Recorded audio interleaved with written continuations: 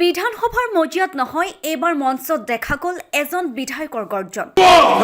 ঘৰুৱা বিজুলী বেগে তিক্ত তৰোৱাল আনন্দ মুক্ত প্ৰজা বলক গ্লৰি ইন্দ্ৰমুৰ কোনো নাই শত্ৰু বধ কৰা জাগে যতে পোৱা বলিয়া দোতাল হাতী তুৰন্তে আনি মেলি দিয়া প্ৰজা সাগৰ আনন্দৰ উচ্চ বাহকাদি ধ্বংসৰ ধুমুহা।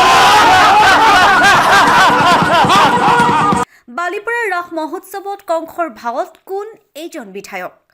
গৰল উঠিল বেশ কথা হে হব নহব অন্যথা,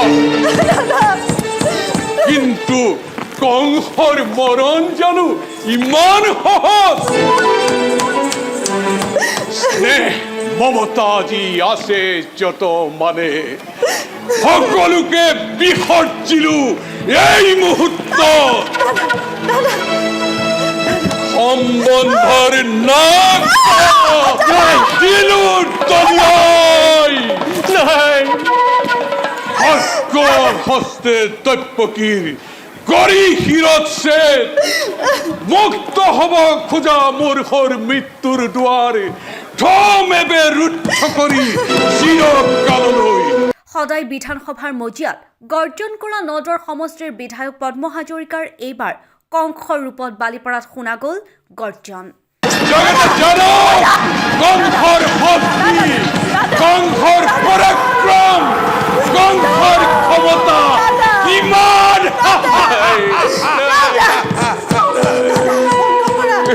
হাতেৰ পিখাসি হাতেৰ। তুমি এই কুমন্ত্ৰণা ক'ত পালা পিতা? মই জানিব পাৰিছো মথুৰাৰ সমগ্ৰ প্ৰজা বিদ্ৰোহী হৈ উঠিছে, তলে তলে কৰিছে গোপন চক্ৰান্ত, বিচাৰিছে কংসৰ বিনাশ। মই এতিয়াও কৈছো কংস, তই ঈশ্বৰত বিশ্বাস ৰাখ, ঈশ্বৰ বৰ দয়ালু কংস। ঈশ্বৰ ঈশ্বৰ ঈশ্বৰ ক'ত আছে ঈশ্বৰ? ঈশ্বৰক লৈ আহা। মই ঈশ্বৰ নাজানো, ঈশ্বৰ নামানো, আৰু সেই নিমিত্তে ৰাজ্যত নাৰায়ণৰ মন্দিৰ ভাঙি চিঙি চুৰ মাৰ কৰি ধ্বংস কৰি ঈশ্বৰৰ ঈশ্বৰত্ব বিলুপ্ত কৰিছো। ৰজাই যি কৰে ই কেতিয়াও অন্যায় হ'ব নোৱাৰে। এই কোন আছ? এই বৃদ্ধক ইয়াৰ পৰা লৈ যা। ৰাজ্যৰ চাৰিওদিশে এতিয়া ৰাস মহোৎসৱৰ বতৰ। বিপৰীত নহয় শোণিতপুৰ জিলাৰ বালিপাৰাও। শোণিতপুৰৰ বালিপাৰাত বৃহত্তৰ চাৰিদুৱাৰ বালিপাৰা মৌজা সামৰি প্ৰথম বালিপাৰা চাৰিদুৱাৰ উন্নয়ন সমিতি আৰু বালিপাৰা উন্নয়ন সমিতিৰ সহযোগত দুদিনীয়া কাৰ্যসূচীৰে অনুষ্ঠিত কৰা হয় ৰাস মহোৎসৱ।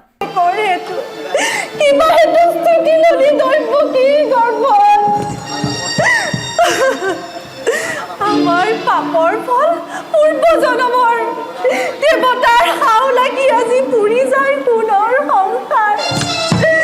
নাহিলি খেলৈ কোন দিগ্গজীৱী হৈ সোণৰ পুতলি জানো কিয়নো আহিলি এই দুখুনিৰ ঘৰে?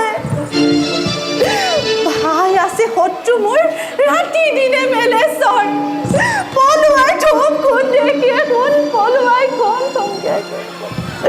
কালি অৰ্থাৎ 23 নৱেম্বৰ তাৰিখে অনুষ্ঠিত হোৱা প্ৰথম নিশাৰ ৰাস মহোৎসৱ ভাগত কংসৰ ভাৱত দেখা গ'ল নদৰ সমষ্টিৰ বিধায়ক পদ্ম হাজৰিকাক।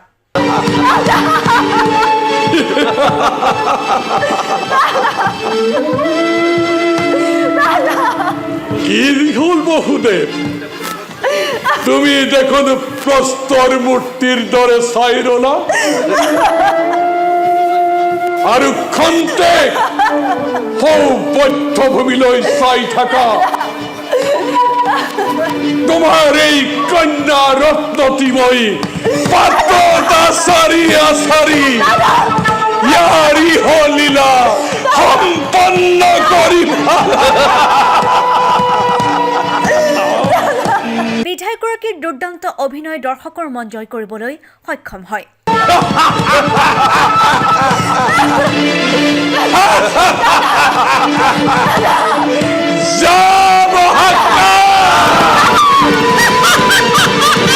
এই ৰাস মহোৎসৱত উপস্থিত থাকে বিধায়ক পদ্ম হাজৰিকাৰ মাতৃ ৰামেশ্বৰী হাজৰিকা, কন্যকা লাইভৰ অধ্যক্ষা স্মৃতিৰেখা হাজৰিকা, নলবাৰ সমষ্টিৰ উদীয়মান যুৱক তথা যুৱ ব্যৱসায়ী নীৰজ নিছিম হাজৰিকা আৰু বিধায়কগৰাকীৰ দুহিতা প্ৰিয়দৰ্শিনী প্ৰিয়ম হাজৰিকা।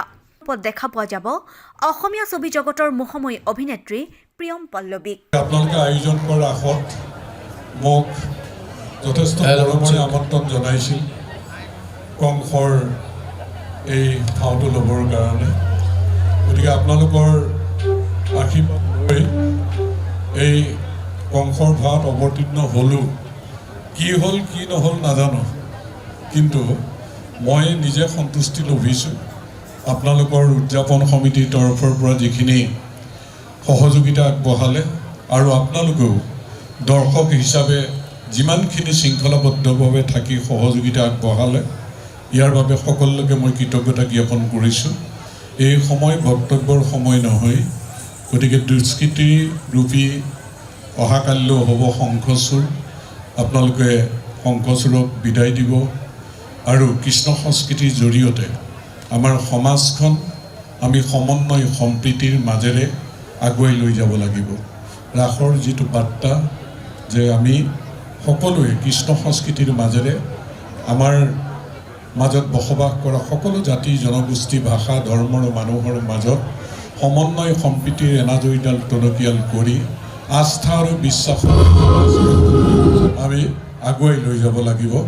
ইয়াকে সকলোকে আহ্বান জনাই পুনৰ সকলোকে সহযোগিতাৰ বাবে কৃতজ্ঞতা জ্ঞাপন কৰি আৰু আমাৰ ভুল ত্ৰুটি যদি ক'ৰবাত হৈছে তাৰো বাবে ক্ষমা বিচাৰি মই আপোনালোক সকলোকে শ্ৰদ্ধা জনাই মোৰ একাষাৰ সামৰিলোঁ। কৃষ্ণ।